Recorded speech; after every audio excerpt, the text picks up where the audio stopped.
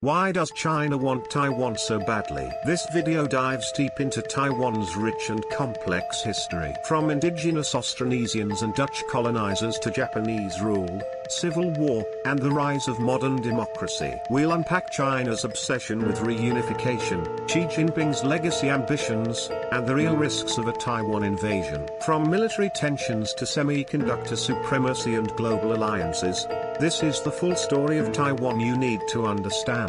Will there be war? Or is China winning without firing a single shot? This is the Taiwan crisis explained brilliantly, sharply, and with a bit of humor. Ready? Then let's dive into this fascinating story. Let's go.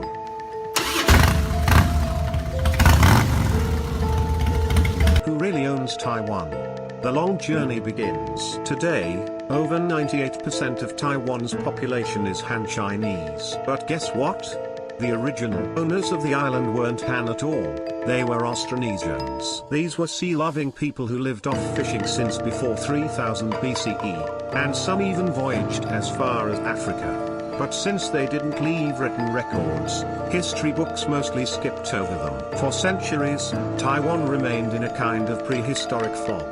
Then one day, the Europeans showed up. In 1543, Portuguese traders laid eyes on the island and exclaimed, Formosa, meaning beautiful island. From that moment, Taiwan began appearing on maps as a picturesque trading hotspot. The goal? Tap into the juicy market of mainland China. Taiwan was the gateway. The Dutch invasion and the Han migration. In the early 1600s, the Dutch brought actual armies and took over southern Taiwan. The indigenous people? No match for European firepower. The Dutch planted sugarcane, built ports, and cashed in big time. But they were short on labor. So, they called out to the Han Chinese in southern China. Hey, come to Taiwan, make some money. And they did. Waves of Han settlers arrived, later known as Bingshengren. They spoke Minnan or Hakka, and set up shop. Taiwan turned into a quiet international experiment. Dutch commerce meets Chinese labor. Oh, and by the way, the Spanish briefly popped into northern Taiwan, but got kicked out by the Dutch. So the Dutch were having a great time, until one man arrived. Zheng Chunggong strikes back. Ming Dynasty legacy in Taiwan. In 1644, the Ming Dynasty fell and the Qing took over China. But one loyalist, Zheng Chunggong, wasn't giving up. Born to a Japanese mother and Chinese father, he was quite the hybrid figure. In 1661, he landed in Taiwan with thousands of troops, kicked out the Dutch in a year, and declared his own Zheng Kingdom, the first Chinese-ruled dynasty on the island. His dream?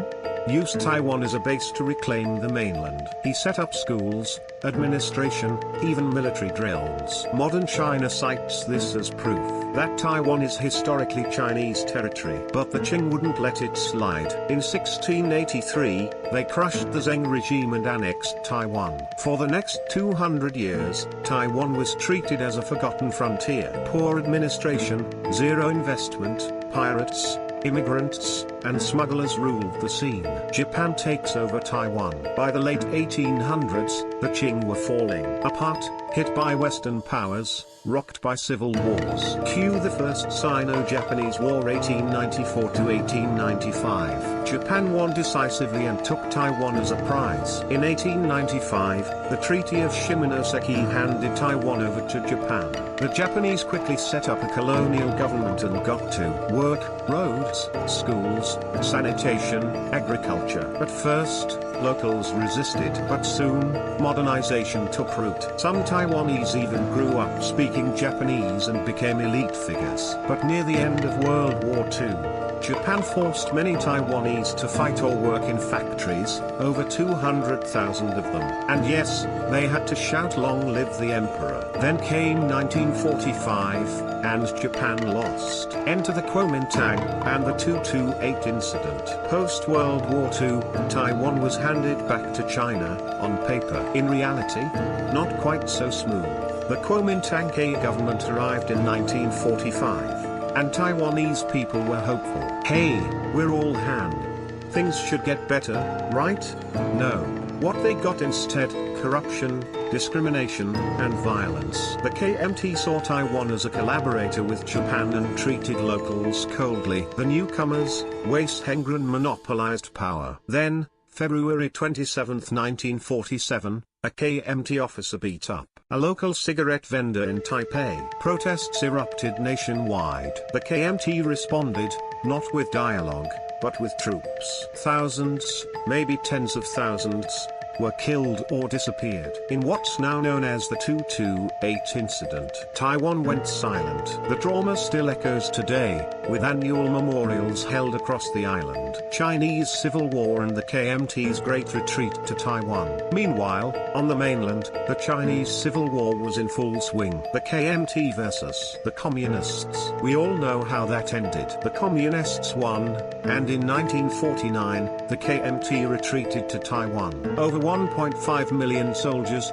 officials, and civilians relocated, another wave of migration. But they didn't see Taiwan as a new home. Temporary capital, they said. We'll take Beijing back soon. The constitution still covered all of China. Taiwan was run like a mini China. Martial law was declared, lasting 38 years. Censorship, surveillance, political imprisonment. They called it the White Terror. Thousands were tortured or executed. Prisons overflowed. Taiwan became a quiet island with a loud secret. Economic miracle, democratic awakening. But something unexpected happened, an economic miracle. Japan's leftover infrastructure, mainland entrepreneurs, a boom. From the 1960s to 1980s, Taiwan became one of the 4 Asian tigers. Light industry, heavy industry, electronics, semiconductors, TSMC, born from this era. Politically, the KMT held tight control. But in 1987, Chiang Kai-shek's son lifted martial law. In 2000, Taiwan held its first peaceful transfer of power. The Democratic Progressive Party DPP won the presidency. Democracy had arrived. Why does China want Taiwan so badly? Now to the heart of it. Why is China so obsessed with Taiwan? First, Communist Party legitimacy. The slogan? Rejuvenation of the Chinese nation. Nice ring to it. But to achieve it, the puzzle of divided territory must be completed. Hong Kong? Done. Macau? Check. What's left? Taiwan, the last piece. Second, Xi Jinping's personal legacy. Mao founded the PRC. Deng Xiaoping reformed the economy. Xi? He needs a signature move. Hence, Taiwan reunification is my historic mission. For Xi, Taiwan isn't a beach, it's a history book. Third, geostrategic value. Taiwan is the heart of the first island chain. Controlling it lets China break out into the Pacific. It's not just land, it's an unsinkable aircraft carrier. Fourth, the One China principle. Taiwan is officially the Republic of China. China is the People's Republic of China. Both claim to be the real China. This is political heresy for the Communist Party. 2 Chinas? Absolutely not. Would China actually invade? Let's talk scenarios. On paper, China has 2 million troops versus Taiwan's 170,000.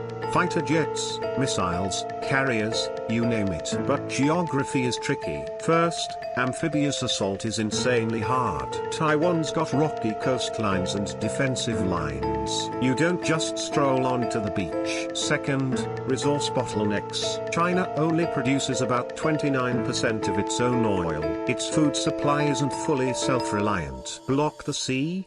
Good luck sustaining a war. Third, US intervention. The Taiwan Relations Act obligates the US to help Taiwan defend itself. Officially, there's strategic ambiguity, but carrier deployments and arms sales send a clear message. Fourth, economic suicide. War with Taiwan means the world's supply chain goes kaboom. Semiconductors vanish. Capital flees. Malacca Strait closes. China's exports die. Recession, unemployment, public unrest, it's a PR disaster for Xi. The quiet invasion. China's boil the frog strategy. So instead, China prefers a stealthier approach, no bullets, just boiling frogs slowly. Funding pro-China groups in Taiwan to fracture public opinion. Disinformation campaigns, America will abandon you. Reunification comes with pensions. All via YouTube and WeChat. Cyber warfare, hacking ministries, blacking out power grids, fake missile alerts. Military drills,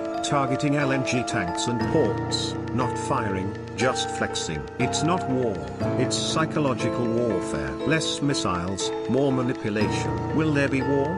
A tense standoff of blinking eyes. There are reports Xi wants full readiness by 2027. But even the CIA says, he's hesitating. Why? China's economy is slowing. Youth unemployment is rising. Real estate is crashing. War guarantees sanctions and tech bans from the West. The US now rotates carriers through the Taiwan Strait. 87.5% of Taiwanese want to maintain the status quo. Meanwhile, Taiwan's prepping, reinforcing shelters, boosting reserves, installing anti-tank barriers in cities. Smart defense, not reckless escalation. We're not at war, but we're not at peace either. It's a tense global staring contest. Conclusion: Taiwan, small island, big deal. Taiwan is not just a dot on the map. It's where legitimacy, strategy, democracy, and tech all collide. That makes it dangerous. That makes it important. That's why the world is watching. And whether we know it or not,